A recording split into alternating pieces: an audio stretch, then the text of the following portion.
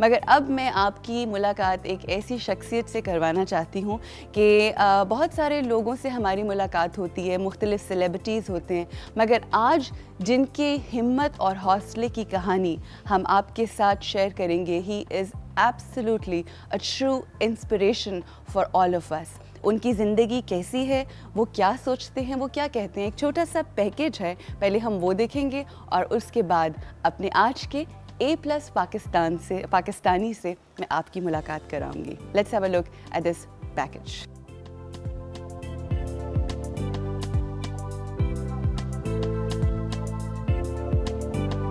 मोहसिन नवाज़ की जो जिस्मानी कमज़ोरियां हैं, जैसे इनका जो निचला धड़ है वो पूरी तरह काम नहीं करता और ये चल फिर सकते नहीं हैं और व्हील चेयर पे होते हैं और इनको नज़र बिल्कुल नहीं आता।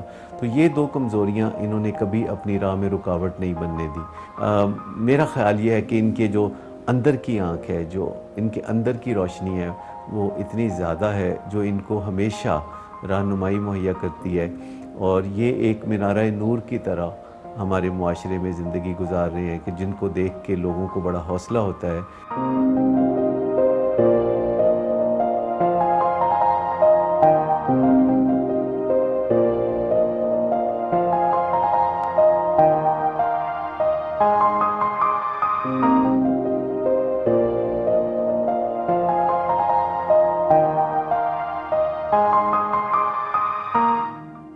मैं FM 100 पे प्रोग्राम किया करता था तब भी, जैसे कि आजकल भी करता हूँ। तो ये उस पर कॉल किया करते, तो कॉलर्स में ये बड़े पॉपुलर कॉलर थे। तो मैंने पूछा कि आप क्या करते हैं, तो उन्होंने बताया कि मैं तो कुछ नहीं करता, मेरे कुछ जिस्मानी मजदूरी है जिसकी वजह से मैं कुछ नहीं कर पाता। तो मैंने इन्हें कहा कि आपके पास एक बहुत बड़ा असासा है, आपकी कम्युनिकेशन स्किल्स बहुत अच्छी हैं और आप उनको इस्तेमाल करते हुए करियर बना सकते हैं।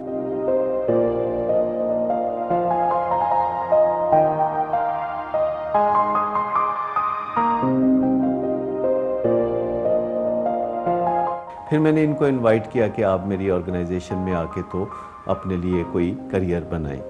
तो यहाँ पे आए तो टेलीफोन एक्सचेंज में शुरू में काम करना शुरू हो गए और टेलीफोन एक्सचेंज में काम करते करते फिर ये मैनेजमेंट की बहुत सारी पोजीशन में रहे और अब आप समझे कि इनके पास डायरेक्टर सेल्स का एक स्टेटस है जो कि लाहौर, कराची, इस्लामाबाद, विलिंग वेज का एक काफ़ी बड़ा ओहदा है और 4 लोग जो पिलर कहला सकते हैं विलिंग वेज के पाकिस्तान के, जो उनमें से एक मोहसिन नवाज़ है। इनकी हिम्मत के ऊपर तालियां बजाने को दिल चाह रहा है, seriously. And I think my whole team is right here. हम अपनी ज़िंदगी के अंदर छोटी छोटी चीज़ों के ऊपर रोने रो रहे होते हैं और आप सोचें कि हमारे गेस्ट जो आज हमारे साथ मौजूद हैं, ये रेडियो प्रेजेंटर भी हैं, जब जॉब की बात करते हैं तो डायरेक्टर सेल्स एंड PR हैं, जबकि हम ये जान चुके हैं कि ये चल नहीं सकते, देख नहीं सकते, मगर उसके बावजूद मोहसिन नवाज़ साहब इतने काम करते हैं। सर अस्सलाम वालेकुम। अस्सलाम वालेकुम, कैसे हैं आप? ठीक ठाक हैं? जी अल्लाह का शुक्र है। और मुझे बहुत खुशी हो रही है कि इतनी खूबसूरत सुबह मेरी अपने नाजरीन से और आपसे मुलाकात हो रही है। सब सुनने नाजरीन को बहुत सलाम पहुंचे। वो आदत पड़ी हुई ना सुनने वाले कहने की रेडियो की वजह से, सुनने और देखने वाले। जी बिल्कुल बिल्कुल बिल्कुल सही। अच्छा मोहसिन नवाज़ साहब, ये हम जैसे लोग जिनके पास अल्लाह की हर नेमत मौजूद है, हम देख सकते हैं, हम चल सकते हैं, मगर शिकवे और शिकायत ऐसी हैं कि जो ख़त्म होने का नाम नहीं लेती। मगर जब आप जैसे ट्रू इंस्पिरेशनल, जैसे कहते हैं ना, लोगों को मैं देखती हूँ तो मेरी एक तो ये कि रूह काम जाती है और सबसे, और शायद अल्फाज साथ नहीं देते, बस दिल चाहता है कि आपको सलूट किया जाए। ये कैसे आती है इतनी हिम्मत और किस तरह से ये जो सिलसिला है, ये जज्बा है आगे बढ़ने का, ये चलता चला आ रहा है? एक तो मैं अभी जब आपने शो की ओपनिंग की नेशनल एंथम से, तो मैं बहुत मुतासिर हुआ। बहुत खूबसूरत मैसेज इस शो के ज़रिए ऑडियंस तक पहुंच रहा है, हुब्बुल वतनी का और अपनी सलाहियतों को उजागर करने का मैसेज। जहाँ तक मेरी बात है, तो मैं अगर अपनी लाइफ को देखूं तो जो चीज़ मुझे नज़र आती है वो ये है कि चेंज को एक्सेप्ट करना, अपने एनवायरनमेंट को, अपने साथ जो जो भी आपको चैलेंजेस आते चले जाते हैं वो एक चेंज लाते हैं, तो उस चेंज को एक्सेप्ट करना और उसके अकॉर्डिंगली अपने लाइफस्टाइल को ढाल लेना, मैनेज करना, ये पहला स्टेप है उरूज।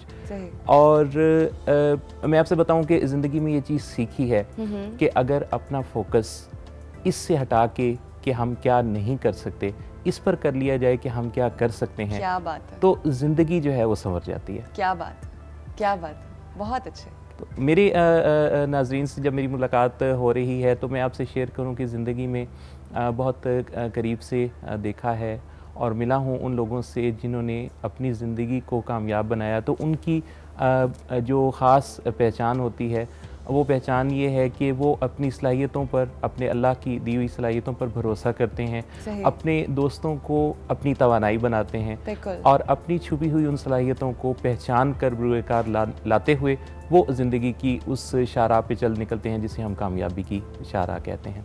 बहुत अच्छे, बहुत अच्छे। मीडिया का बड़ा अहम रोल है अरूज। मैं आपसे बताऊं कि मेरी अपनी ज़िंदगी में अगर पलट के देखूं तो मेरे अम्मी, मेरे बाबा जी, मैं अपने वाले साहब को बाबा जी कहा करता था, 2 सिस्टर्स हैं। तो इन सब अहले खाना के अलावा रेडियो मेरा एक ऐसा दोस्त रहा जिसने मुझे बहुत तवानाई दी। पाकिस्तान में नहीं, दुनिया भर से जो नशरियाती इदारे हैं वहाँ से किसी न किसी तौर जुड़ा रहा और उससे ये दरवाज़े मुझ पे खुले शऊर के कि ज़िंदगी में तो ठहराव नहीं है, ज़िंदगी तो आगे बढ़ते चले जाने का सफ़र है। बिल्कुल। और इसमें आप अपनी स्किल्स को पहचान कर अपने ऊपर काम करके कोई भी ऐसा काम कर सकते हैं जिसको बज़ाहिर नामुमकिन समझा जाता है। तो रेडियो से मेरा ताल्लुक़ बहुत पुराना था और एक बड़ी अहम बात ये शेयर करना चाहूँगा कि इन द एज ऑफ 17 मुझे जो है वो ब्रॉडकास्टिंग का मुझे याद है कि पहली दफ़ा यूँ हुआ कि मैंने अपने टेप रिकॉर्डर पर अपनी आवाज़ में शोज़ रिकॉर्ड करना शुरू किए कैसेट पर। अच्छा, क्या एज थी उस वक्त? मेरी उस वक्त एज 17 थी। 17 थी। जो मेरा आई साइट का प्रॉब्लम है ये 13 ईयर्स की एज में हुआ था, जबकि जो पोलियो की वजह से लेग्स का प्रॉब्लम है ये in the age of 1.5 year. वो तो आप बिल्कुल 1.5 साल के थे जब ये प्रॉब्लम? 1.5 साल का था। तो पेरेंट्स बताते हैं कि उस वक्त ये हुआ। तो 17 साल की उम्र में जब मैंने ये पहली रिकॉर्डिंग की तो कोई न्यूज़ थी और उसको मैंने रिकॉर्ड किया तो मुझे ऐसा लगा कि ये तो बड़ा ज़बरदस्त काम है जो किया जा सकता है। उस वक्त हालांकि मौके नहीं थे, बात बहुत पुरानी है, कोई 88 की मैं बात कर रहा हूँ, लॉन्ग टाइम बैक। अच्छा मोहसिन साहब, इस बात को हम यहीं से आगे बढ़ाएंगे। एक हमारे साथ कॉल हैं जो आपसे कॉलर हैं जो आपसे बात करना चाह रही हैं, जस्का से अफशा जी। अस्सलाम वालेकुम अफशा। अस्सलाम वालेकुम, क्या हाल है रूह? मैं बिल्कुल ठीक हूँ, आप ठीक ठाक हैं? हमारे साथ मोहसिन नवाज मौजूद हैं, क्या कहेंगी इनकी हिम्मत और हौसला? माशाल्लाह इतनी प्यारी बातें कर रहे हैं, इतनी हिम्मत बढ़ती है इनकी बातें सुन के, मैं तो इनको सलूट करूंगी। आपने इनकी हिम्मत और हौसला देखा है कि हम आप जैसे लोग। जी हेलो जी क्या जी आप? हाँ जी अरूज, एंथम गाना आपने बहुत जबरदस्त आइडिया लिया है, बहुत अच्छा है माशाल्लाह से। सुबह सुबह से ऐसे ना मोहब्बत जाग उठती है पूरे वतन के लिए, है ना? चलें ठीक है। और अरूज एक और मैंने दिल की बात करनी थी, अगर इजाजत? प्लीज जी, बिल्कुल इजाजत है, दिल की कहने के लिए तो इजाजत ही इजाजत है, फरमाइए। दिल की बात ये है कि देखिए हम अपने मुल्क के लिए कितनी मोहब्बत रखते हैं, दिल में कितना प्यार है, एहसास है और सब लोगों के लिए है। अब महंगाई में हम लोग इतना पिस रहे हैं ना।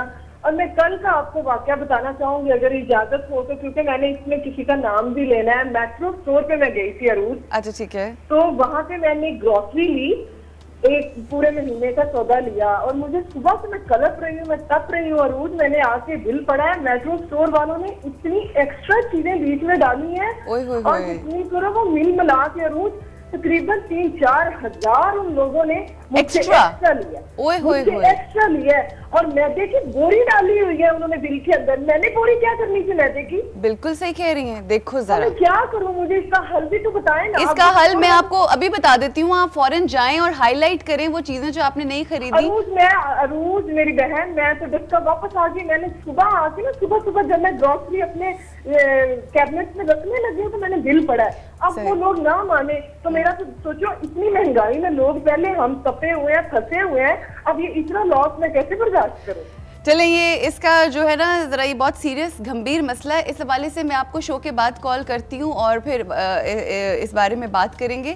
ब्रेक लेनी है हमें, ब्रेक के बाद आपसे मुलाकात होती है और मोहसिन नवाज़ हमारे साथ होंगे, मज़ीद इनके बारे में हम जानेंगे। और अफशा का जो मसला है वो बहुत सारे लोगों का मसला है, उसको हल करने की ज़रूर कोशिश की जाएगी after the break.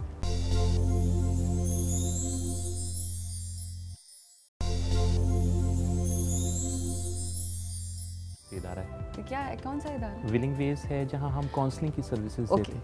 Welcome back ji, welcome back, खुश आमदीद एक दफ़ा फिर। मोहसिन नवाज़ साहब एक बहुत ही इंस्पिरेशनल शख्सियत, ना सिर्फ मेरे लिए बल्कि देखने वाले तमाम लोगों के लिए यहाँ पर मौजूद हैं। और कॉल लेने से पहले हम आप हमें अपने बता रहे थे जब आप 17 साल की उम्र में थे और उसके बाद आपने आगे बढ़े, क्या?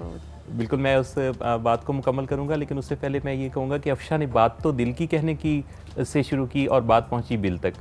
बिल्कुल सही, यही तो सबसे बड़ी दिल की बात है जी। बिलों की बातें ही दिलों की बातें एक्चुअली। 17 साल की उम्र में मैंने वो जो बात आपसे शेयर की कि उस वक्त पहली दफ़ा रिकॉर्ड किया और फिर उसको अंदाज़ा हुआ मुझे कि ब्रॉडकास्टिंग से जुड़ा जा सकता है। एक्चुअली ये बात कहने का मकसद ये था कि हमारा जो ब्रेन है वो जिस तरह से डिज़ाइन है